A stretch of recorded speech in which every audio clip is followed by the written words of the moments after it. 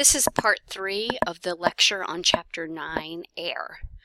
Last lecture we left off talking about indoor air pollution and how it is more hazardous than outdoor air pollution because it's confined in a small area.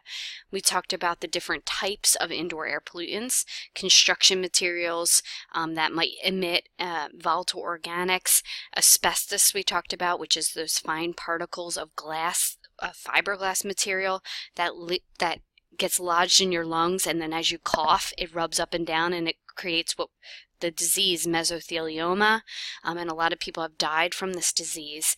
And so let's see here. Okay, so we were talking about now we're going to start talking about radon. So here is a picture of the tiny fibers and asbestos material that get into your lungs. So these little fiber pieces get in your lungs, they rub up and down, and they cause that rubbing and that irritation to your lungs and your esophagus. Another issue that's very local to this area is something called radon. So radon is a naturally forming, it's a non-toxic gas produced from the decay of radium. And radium decays to radioactive isotopes, and what happens is then they bind to this particulate matter, and of course when it's inhaled it causes cancer.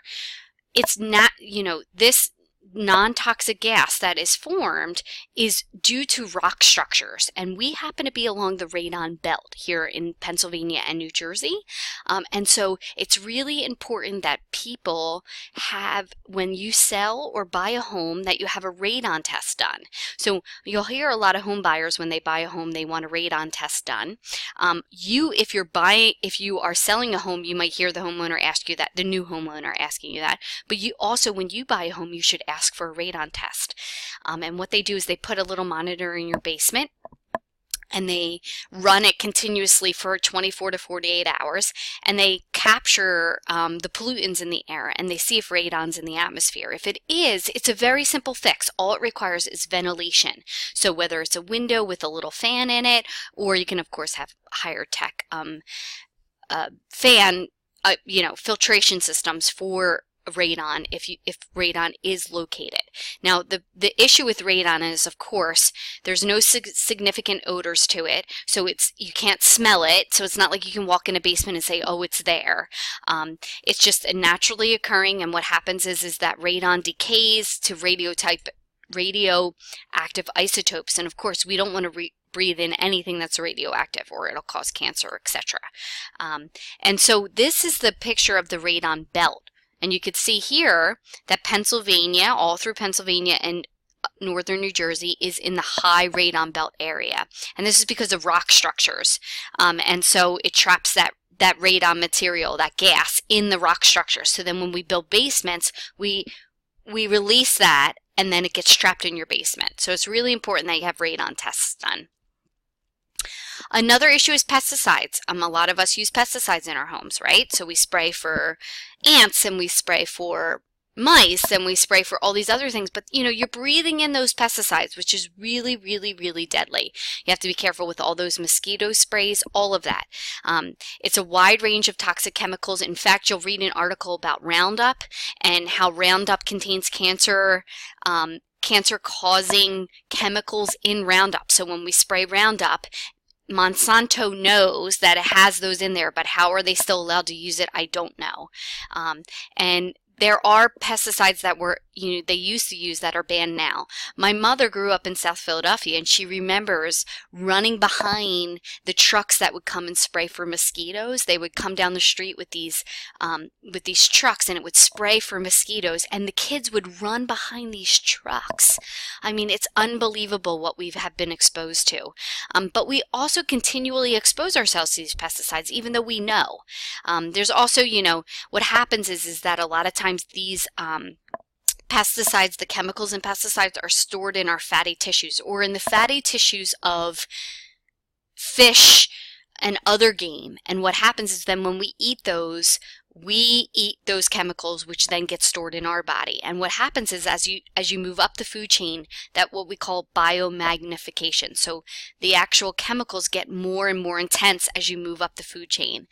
So it's really, really important that we make sure watching what pesticides were spraying throughout the world.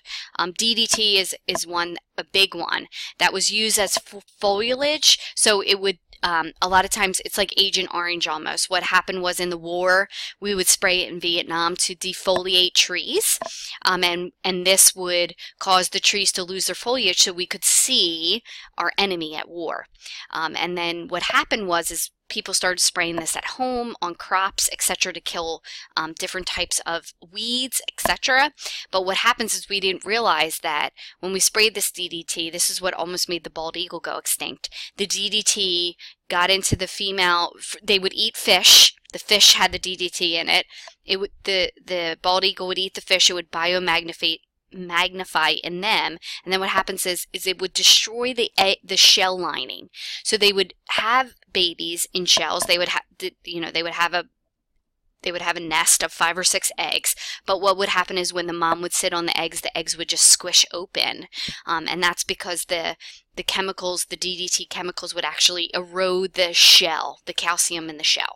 So it was a big problem. If you haven't noticed, the bald eagle might be taken off the endangered species list because we have come so far with stopping the use of DDT, but we still use a lot of other chemicals.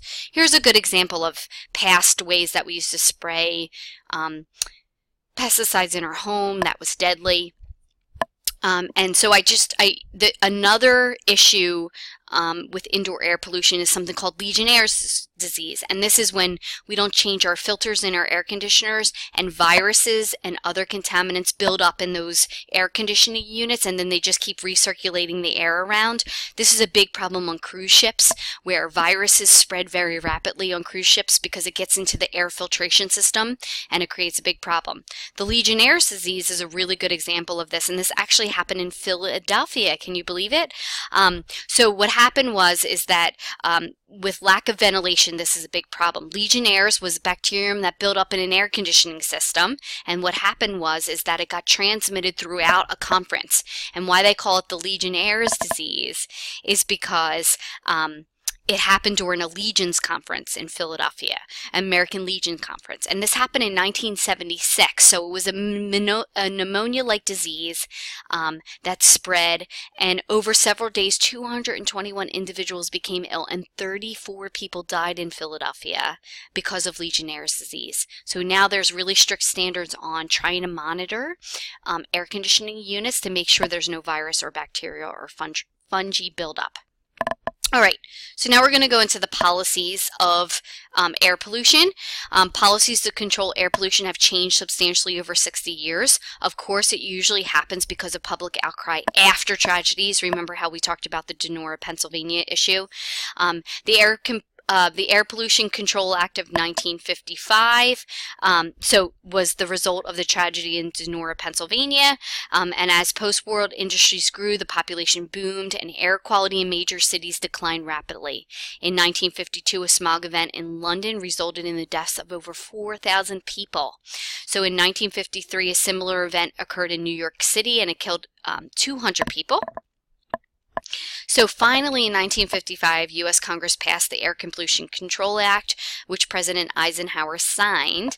And as a result, this act was intended to provide research and technical assistance related to air pollution control. As you can see, that wasn't very good. It was just on implementing research and technical assistance. It wasn't in actually regulating or decreasing air pollution problems. In 1960 through 1990, we shifted the responsibility of air pollution shifted to the federal government, and in 1963, during a lot of when we had a lot of regulations implemented, we implemented the Clean Air Act. And this is what finally regulated emissions on stationary sources, so on a lot of facilities, etc. We finally decided to regulate pollution, meaning we gave them standards and said you need to meet these standards, you can't pollute above these standards. This was just after. So here is a really good slide that tells you all the different acts that have been implemented and what happened in these acts as we have moved forward. So this is a wonderful tool to use if you're taking the quiz or on an exam, etc. If you've noticed here, we finally started regulating automobiles in 1990. I know, isn't that crazy? That wasn't that long ago that we finally started regulating vehicles. So besides this, all deals with the United States and what we have here in the United States in the federal laws that we have mandated in the past 27 years. I'm just going to briefly talk about international laws. International air pollution policy is an agreement to limit air pollution among countries.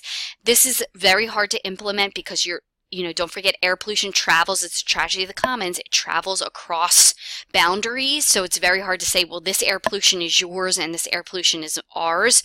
Everyone has to work together to decrease air pollution. The Geneva Convention talked about the long-range transboundary issues with air pollution in 1983, and this led to protocols for reducing air pollution internationally. It doesn't mean that it's worked or anything has really come about it, but it is something that we're working on. And here was the 1999 protocol addressed acidification because Canada actually sued the United States and said, we're really upset because you have polluted, your manufacturing facilities have added acid to the atmosphere, which then has fallen into Canada.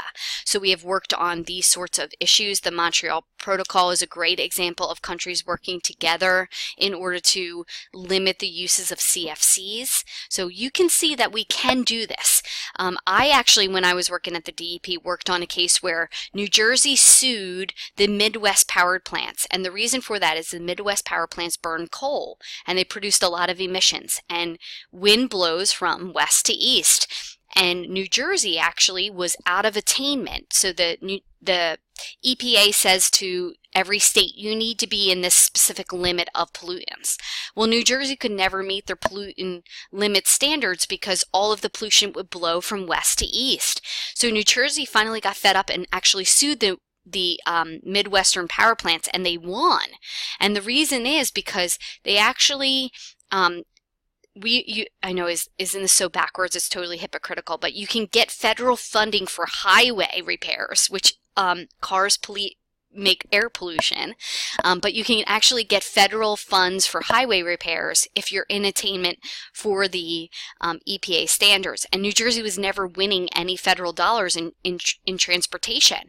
And so they sued the Midwest power plants. They won because their air pollution blew over state lines into New Jersey.